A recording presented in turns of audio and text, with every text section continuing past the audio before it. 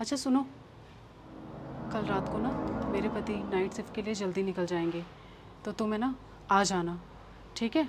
और हाँ सुनो, आज रात ना जैसे तैसे करके काट लेना। कल से ना मैं कोई दिक्कत नहीं होने दूंगी। ठीक है, मैं चलता हूँ। पूजा, किससे बात कर रही हो इतनी देर से? किसी से भी नहीं, वो ना प्रेस वाला था। वैसे आप इस टाइम कहाँ जा रहे हो? मैं ऑफिस जा रहा हूँ। मेरे बॉस का कॉल आया था तो जाना पड़ेगा। लेकिन आज तो आप नहीं जाने वाले थे। अरे तुम्हें पता तो है उसका, कभी कहता है आना है, कभी कहता नहीं आना है। अभी जस्ट कॉल आई थी उसकी, तो बस निकल रहा हूँ ऑफिस। अच्छा ठीक है, आप ध्यान से जाइए। ठीक है, तुम भी अपना ध्यान रखना।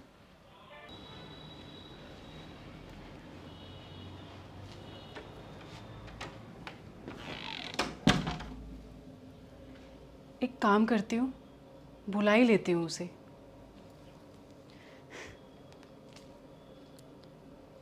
सुनो, मेरे पति ना अभी चले गए हैं काम के सिलसिले से, तुम घर आ जाओ। ठीक है, मैं तुमसे बहुत प्यार करती हूँ, पर लेकिन मुझे अपने पति को भी तो देखना है ना।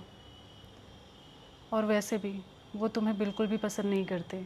तुम सही कह रही हो। ये गरीबी, ये बदनसीबी हमको कभी मिला ही नहीं सकती, और शायद ये रिश्ता फिर से कभी जुड़ भी नहीं पाएगा।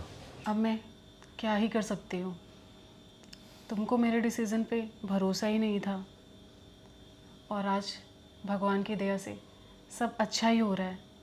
तुम सही कह रही हो। अरे इस समय कौन आ गया? कहीं तुम्हारा पति तो नहीं आ गया? एक वो तो पता नहीं, एक काम करो, तुम बाथरूम में छुप जाओ, मैं देखती हूँ।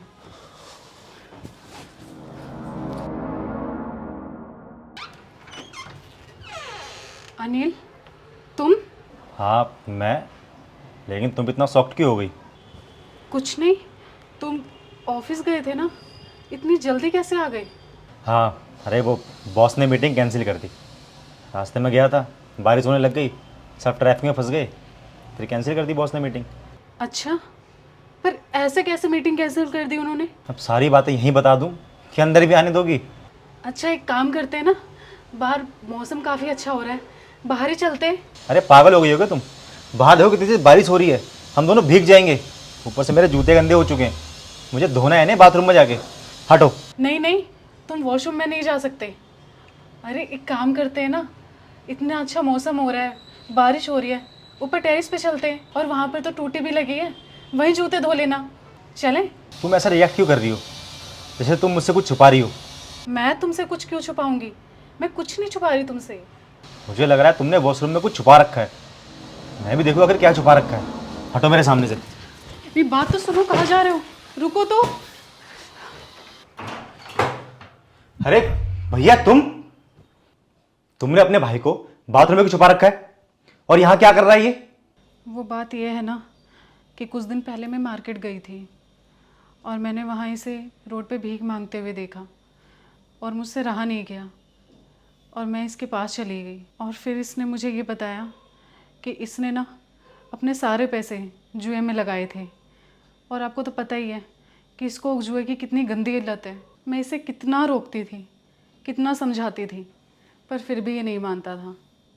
इसने मुझे ये भी बताया कि इसने पापा की सारी प्रॉपर्टी, सारे पैसे, यहाँ तक कि मम्मी के गोल्ड की ज्वेलरी तक इसने बेच दी, और सारा जुआ में हार गया, और तो और ये रोड पे भी आ गया। और इसी सदमे में पापा को हार्ट अटैक आ गया, और वो गुजर गए।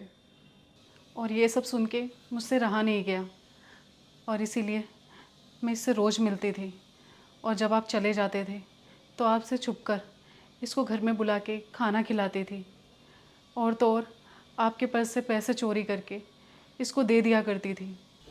और फिर मैं करती भी क्या, इसमें मेरी गलती भी क्या है तो मेरा भाई। और जाते जाते पापा ने मुझसे वचन लिया था कि इसके सुख दुख में हमेशा मैं इसका साथ दूंगी। प्लीज़ मुझे माफ़ कर देना, जो मैंने तुमसे बिना बताए ये सब किया और छुपा के रखा। प्लीज़ मुझे माफ़ कर देना। अरे इतना सब कुछ हो गया, तुमने मुझे क्यों नहीं बताया? तुमने ये सब बातें मुझसे क्यों छुपाई? और मैं करती भी क्या, आपको तो पता ही है कि हमारी शादी के टाइम पे हमारी पूरी फैमिली अगेंस्ट थी हमारे, यहाँ तक कि ये भी अगेंस्ट था। और तो और इसने आपको मारने तक की कोशिश की थी, इसीलिए मैंने आपको ये सब नहीं बताया। अरे पूजा तुम पागल हो क्या? मैं मानता हूँ कि इसने मुझे मारने की कोशिश करी थी, पर इसका मतलब ये तो नहीं है ना कि मैं इसका साथ छोड़ दूंगा। मैं अपने परिवार के हर सदस्य का साथ दूंगा, भले वो मेरे सुख में और मेरे दुख में मेरे साथ रहे या फिर ना रहे। मुझे माफ़ कर देना जीजाजी, अनजाने में मुझसे बहुत गलतियाँ हो गई, आगे से ऐसी गलतियाँ नहीं होंगी। अरे कोई बात नहीं भाई, तुम्हें अब से अपनी बहन से छुप छुप के मिलने की कोई ज़रूरत नहीं है। तुम मेरे घर में रह सकते हो।